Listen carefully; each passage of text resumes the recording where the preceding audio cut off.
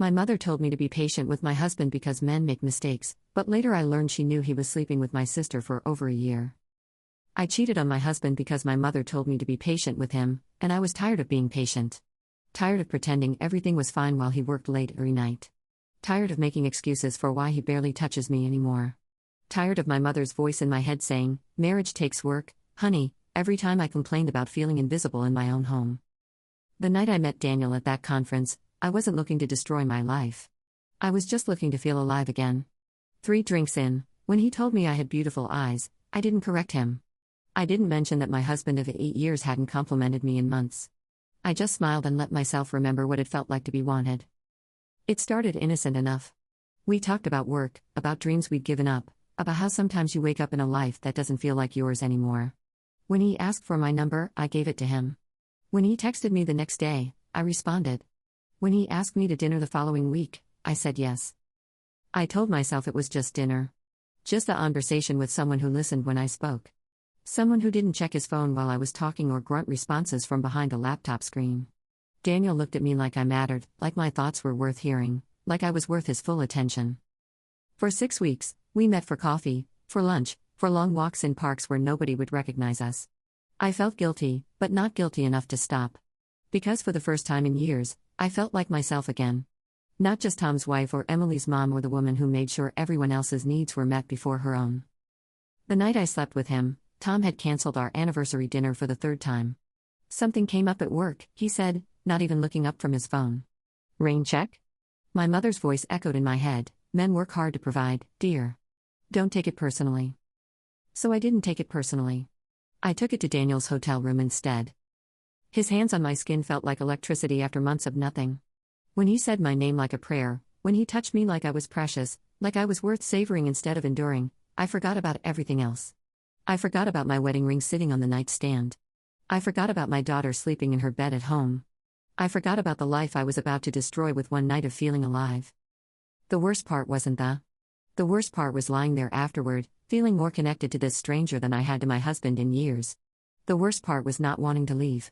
The worst part was already planning when I could see him again. I went home that night and climbed into bed next to Tom, who didn't even stir when the mattress dipped. He smelled like someone else's perfume, but I was too on my guilt to notice. Too lost in the feeling of Daniel's hands on my body to pay attention to what should have been obvious. The affair lasted 3 months. 3 months of stolen moments and secret smiles and feeling like I was living a double life. 3 months of telling myself that what Tom didn't know wouldn't hurt me. 3 months of being happier than I'd been in years, while slowly everything good in my life. I should have known it couldn't last. I should have known that secrets have a way of eating you alive from the inside out. But I was so hungry for attention, so desperate to feel wanted, that I ignored every red flag, every close call, every moment when I almost got caught.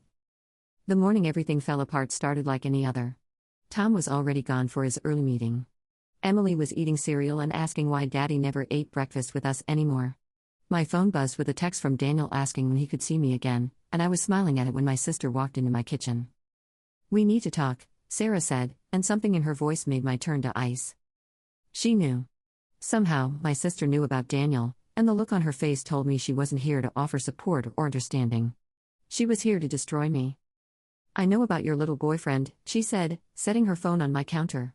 On the screen was a photo of me and Daniel kissing outside his hotel. Someone had been watching us. Someone had been waiting for the perfect moment to ruin me. My hands started shaking. "Sarah, I can explain." "Can you explain why you're cheating on your husband while he's been working extra hours to pay for your daughter's private school? Can you explain why you're throwing away your marriage for some random guy you met at a conference?" The way she said it made me feel like garbage. Like I was some desperate housewife having a midlife crisis instead of a woman who'd been neglected and taken for granted for years. But even as I tried to defend myself, I knew she was right. I knew there was no justification for what I'd done. "Are you going to tell him?" I whispered, already knowing the answer. Sarah's smile was cold, triumphant. "Oh, honey. I don't need to tell him anything. He already knows." The room started spinning. "What do you mean he already knows?" "Tom's been staying with me for the past 2 weeks. We've been trying to figure out how to handle this situation." She paused, watching my face crumble. "He hired a private investigator a month ago. He has photos, Emily. He has everything." I sank into a chair, my legs giving out. "How long has he known?" "Long enough to move his money into accounts you can't access." Long enough to meet with a divorce lawyer. Long enough to document every time you lied to his face about where you were going. The betrayal hit me like a physical blow. Not just that he'd known and said nothing, but that he'd been planning his escape while I was still living in our house, still making him dinner, pretending we had a marriage worth saving. Where is he now? I asked, though I wasn't sure I wanted to know. Sarah's expression shifted, and for the first time, she looked uncomfortable. He's upstairs. In my guest room. He's been staying there while he figures out his next move. Something about the way she said it, the way she couldn't quite meet my eyes, made alarm bells go off in my head. How long has he been staying with you, Sarah? I told you, 2 weeks. How long has he been staying with you? The silence stretched between us like a chasm. When she finally spoke, her voice was barely a whisper. A year. The world stopped. Everything stopped. What did you say? It started a year ago, Emily. When you were going through that rough patch and complaining about him all the time. He needed someone to talk to. Someone who understood him. I couldn't breathe. Couldn't think. My sister and my husband. For a year. While I was in therapy trying to save my marriage, they were destroying it behind my back. You've been sleeping with my husband for a year?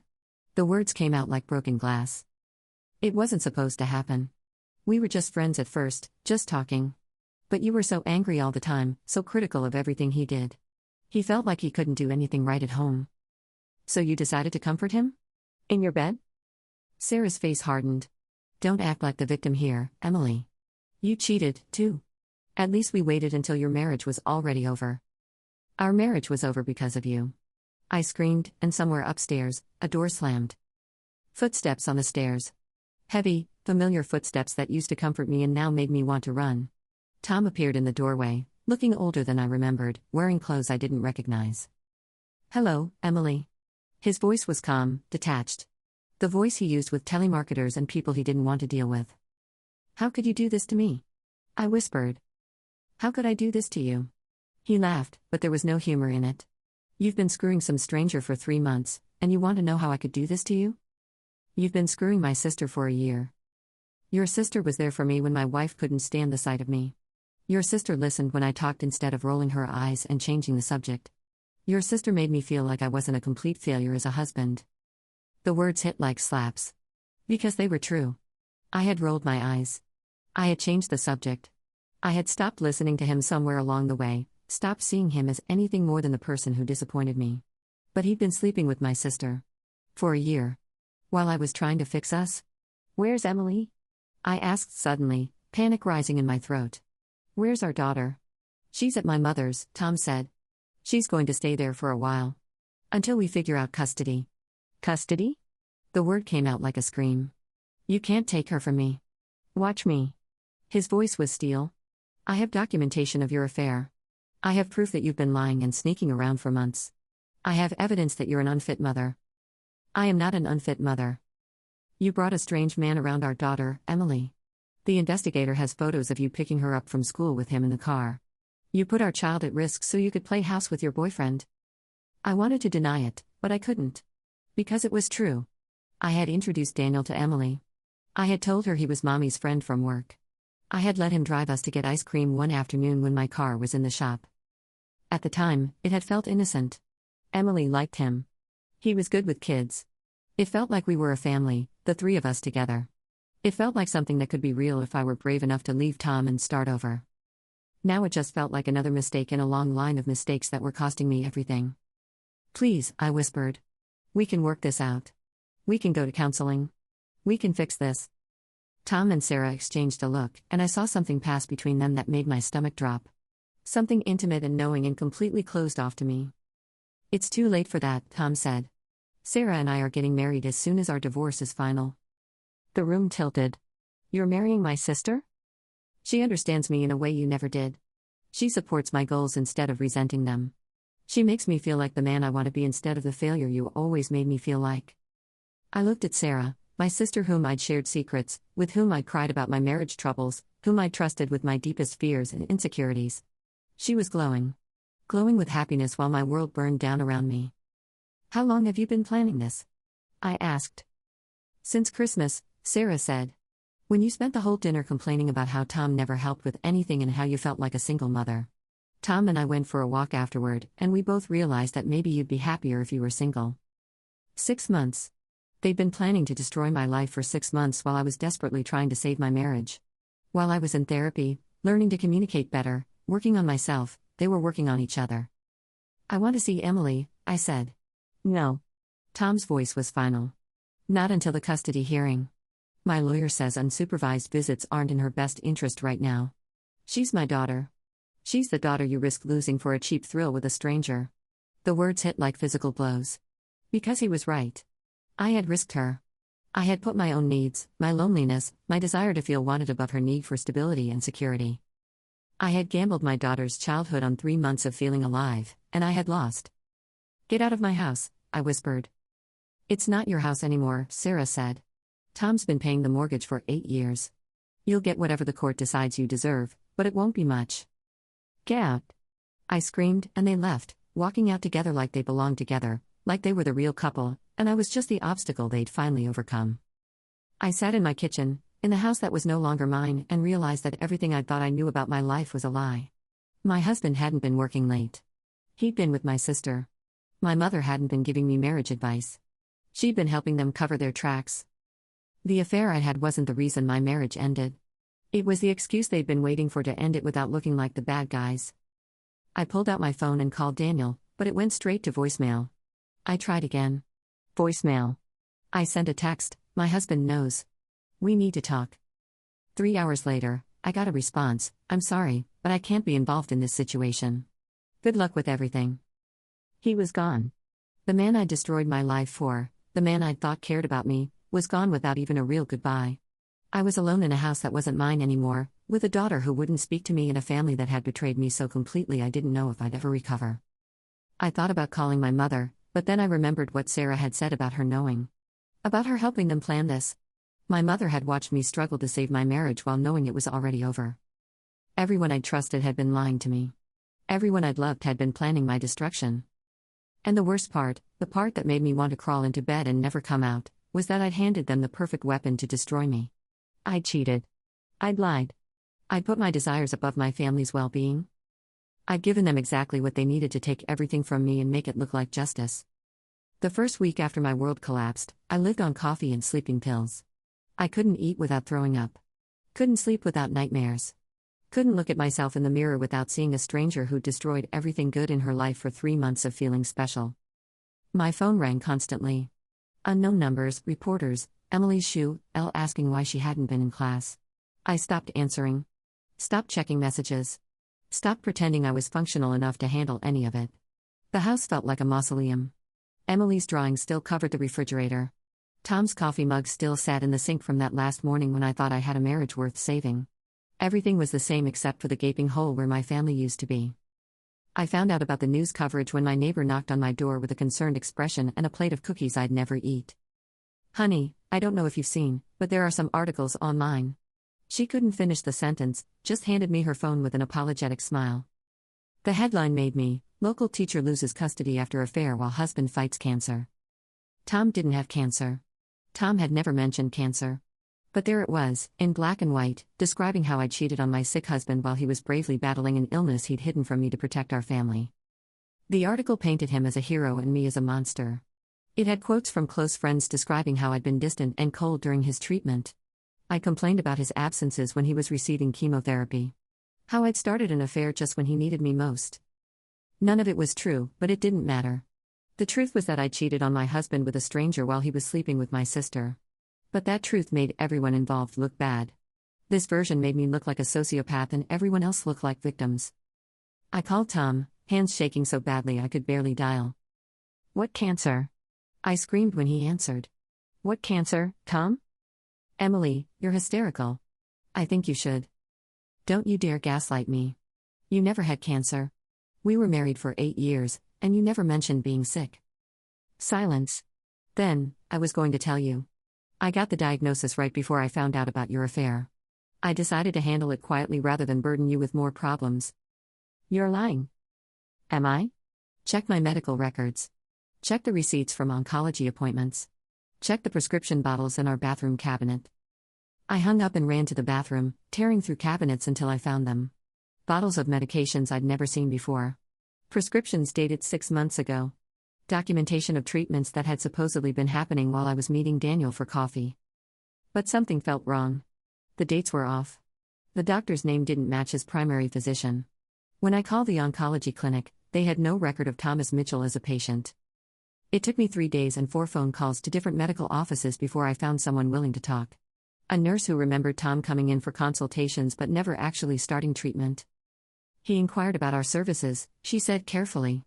But he never enrolled in any treatment programs. Said he wanted to think about it.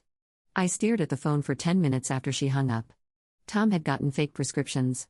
Staged fake medical appointments. Created an entire fictional illness to make my betrayal look worse than it was. But why? If he'd been planning to leave me anyway, why go to such elaborate lengths to destroy my reputation? The answer came in an email from a lawyer I'd never hired. Dear Mrs. Mitchell, we represent your husband in his defamation case against you. Please be advised that any further public statements denying his medical condition will be considered and may result in additional legal action. I wasn't making public statements. I was barely leaving my house. But somehow Tom's team was already preparing for me to defend myself, already setting up the narrative that I was an unhinged ex-wife, a cancer survivor. My phone rang. Sarah's name flashed on the screen like a warning. Hello, Emily. Her voice was different now. Colder. More confident. Why are you calling me? I wanted to give you a chance to hear this from family before you see it on the news. Tom and I are engaged. We're having a small ceremony next month, and Emily will be our flower girl. The words hit like a sledgehammer. Emily agreed to that? Emily's excited to be part of our new family. She's been asking when she can call me Mommy Sarah. I couldn't breathe. She what? Children adapt, Emily. Especially when they're removed from situations. Emily's been much happier since she's been staying with Tom's mother. More relaxed. More herself. You're her against me. I'm not doing anything except being there for her. Which is more than you can say. The line went quiet except for the sound of my heart breaking. Can I talk to her? Please, Sarah. She's my daughter. The court order says no unsupervised contact until the hearing. But I suppose I could put her on speakerphone for a few minutes. Footsteps. Muffled conversation. Then Emily's voice, small and uncertain. Hi, Mommy. Hi, baby. I miss you so much. Are you okay? I'm okay. Aunt Sarah bought me new clothes, and Daddy's feeling much better now. Better from what, sweetheart? From being sick. He was sick because you were mean to him, but now he's getting better. My vision went white around the edges. They told my 7-year-old daughter that her father had been sick because I was mean to him. They'd made her believe that my behavior had caused his fictional illness. Emily, Daddy was never really sick. Don't lie to her, Sarah's voice. She's been through enough without you confusing her with your version of events. My version? Sarah, you know he was never sick. You know he was with you. Lower your voice. You're scaring her. I could hear Emily crying in the background, and it broke something inside me that I knew would never heal. I'm sorry, baby. Mommy's not angry at you. Mommy loves you so much. I love you too, but I can't talk anymore. Daddy says talking to you makes his cancer come back. The line went dead. I sat on my bathroom floor and screamed until my throat was raw. My daughter thought I was dangerous. Thought my voice could make cancer come back. Thought I was the reason her father had been sick. They weren't just taking her from me. They were making her afraid of me. The custody hearing was a nightmare I wouldn't wish on anyone. Tom sat at the plaintiff's table, looking gaunt and fragile, occasionally touching his stomach like he was in pain. Sarah sat behind him in the gallery, playing the role of supportive fiancé perfectly. I sat alone. My lawyer was a public defender who'd met me that morning and seemed more interested in her phone than my case. Tom's lawyer was a shark in an expensive suit who'd been preparing for months. Your Honor, my client has been battling stage 2 pancreatic cancer while working full-time to support his family. During this incredibly difficult period, he discovered that his wife had been having an affair with a man she met at a conference. I tried to object, to explain about the fake medical records, but my lawyer shushed me. Furthermore, Mrs. Mitchell exposed their 7-year-old daughter to her lover, telling the child he was Mommy's friend from work, and allowing him to drive her to school activities. We have photographic evidence of this inappropriate relationship endangering the child. They had photos. Photos of me and Daniel with Emily. Photos of us at the ice cream shop, at the park, walking hand in hand while Emily ran ahead of us on the playground. In the photos, we looked like a family. A happy family. And Emily looked comfortable with Daniel, like she'd accepted him as part of her life. It was damning evidence that I'd prioritized my affair over my daughter's stability. That I'd been so caught up in my happiness that I'd put a stranger in my child's life without considering the consequences. Additionally, Your Honor, Mrs. Mitchell has been harassing my client and his family, publicly denying his cancer diagnosis and making inflammatory statements about his character. I never made any public statements. I finally burst out. The judge looked at me with distaste. Mrs. Mitchell, you'll have your chance to respond. Please control yourself. But I wouldn't have my chance to respond. Not really. Because how do you prove someone doesn't have cancer when they have fake medical records? How do you explain that your husband has been sleeping with your sister for a year when that makes you look like an even bigger fool? How do you convince a court that you're a fit mother when there are photos of you holding hands with another man while your daughter plays nearby? Tom took the stand and delivered a performance that should have won him an Oscar. He talked about hiding his diagnosis to protect his family. About working through pain and nausea to provide for us. About discovering my affair just when he needed support the most. I forgave her, Your Honor. I wanted to work things out. But when I realized she was involving our daughter in her extramarital relationship, I knew I had to protect Emily. He cried. Cried on the witness stand while describing how my betrayal had complicated his recovery. When I took the stand, I felt like I was drowning. Every question was a trap. Every answer made me look worse. Mrs. Mitchell, did you or did you not introduce your daughter to the man you were having an affair with? Yes, but... Did you or did not tell her he was just a friend? Yes, but I was trying to protect her. From what? From the truth? So you admit you lied to your daughter about your relationship with this man? I was trying not to confuse her. Were you trying not to confuse her, or were you trying to hide your affair? There was no right answer. Either I was a liar who deceived my daughter, or I was reckless enough to expose her to my affair. Either way, I looked like a terrible mother. The judge awarded Tom primary custody with supervised visitation for me. 2 hours every other Saturday, with a court-appointed supervisor present. The court finds that Mrs. Mitchell's behavior demonstrates poor judgment and a willingness to prioritize her desires over her child's well-being.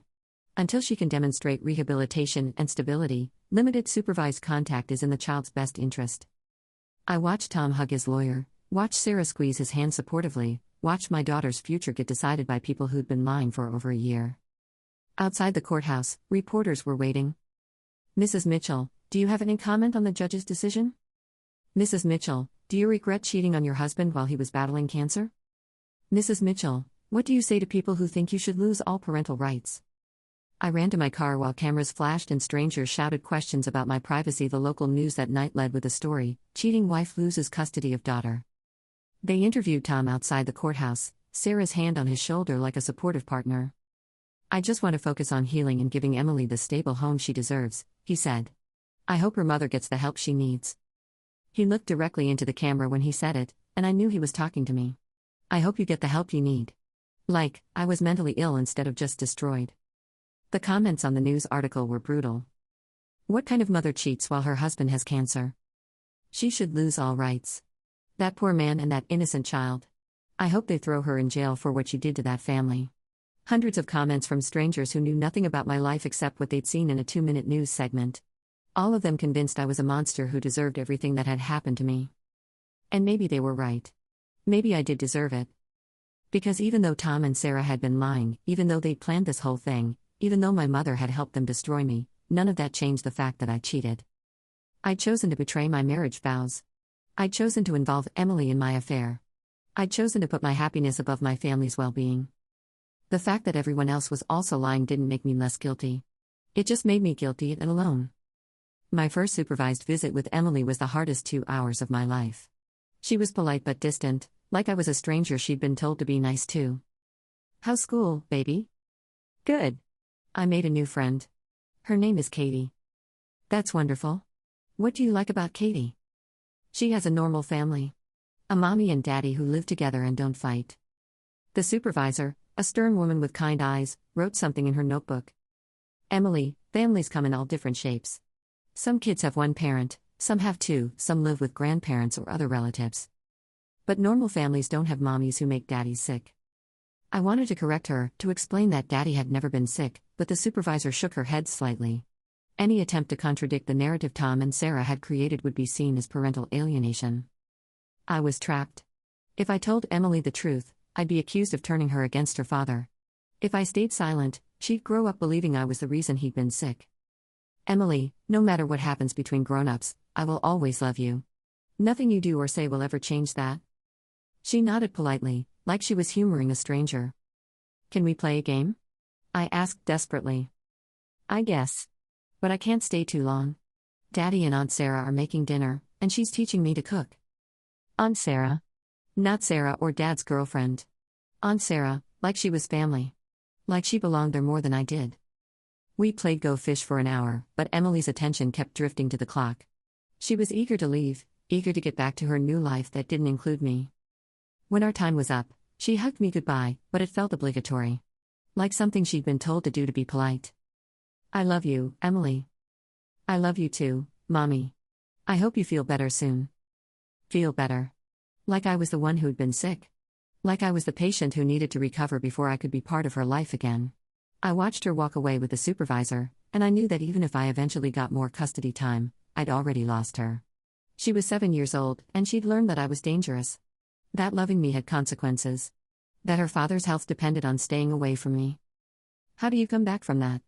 How do you rebuild a relationship with your child when she's been taught to fear you? I drove home to my empty apartment. I had to sell the house to pay legal fees, and realized that this was my life now. 2 hours every other Saturday with a daughter who'd been taught I was. No husband, no sister, no mother who'd speak to me. No friends who hadn't chosen sides. No Daniel, who'd disappeared the moment things got complicated. I traded 8 years of marriage and full-time motherhood for 3 months of feeling wanted by a man who couldn't even be bothered to break up with me properly. And the worst part was that everyone was right to hate me. I'd made every single choice that led to this moment. I'd chosen to text Daniel back. I'd chosen to meet him for coffee. I'd chosen to sleep with him. I'd chosen to involve Emily in our relationship. Nobody had forced me to destroy my life. I'd done it all by myself, one selfish decision at a time. The people commenting on news articles calling me a monster weren't wrong. The judge who decided I was an unfit mother wasn't wrong. My daughter, who was afraid to spend more than 2 hours with me, wasn't wrong. I was exactly what they said I was, a woman who'd thrown away everything good in her life for a cheap thrill that hadn't even lasted. 6 months after losing custody, I was working as a cashier at a grocery store in the next town over. Nobody there knew my story, which was the only reason I could function at all. The manager hired me despite my lack of recent work experience because I was desperate enough to take minimum wage and grateful enough not to complain about anything. My coworkers were mostly teenagers and retirees who didn't follow local news. To them, I was just Emily, the quiet woman who worked double shifts and never called in sick. They didn't know I was the Emily from the headlines, the cheating wife who'd lost her daughter. I lived in a studio apartment above a Chinese restaurant. The walls were thin, and I could hear everything: families arguing, couples making love, children laughing. Normal life was happening all around me while I existed in this weird purgatory of consequences. The supervised visits continued every other Saturday. Emily was polite but increasingly distant. She called Tom Daddy and Sarah Mama Sarah now, and talked about their house like it was the only home she'd ever known. Mama Sarah is teaching me to braid hair, she told me during one visit. And Daddy bought me a new bike. It's pink with streamers on the handles. I smiled and nodded like these updates didn't feel like knives.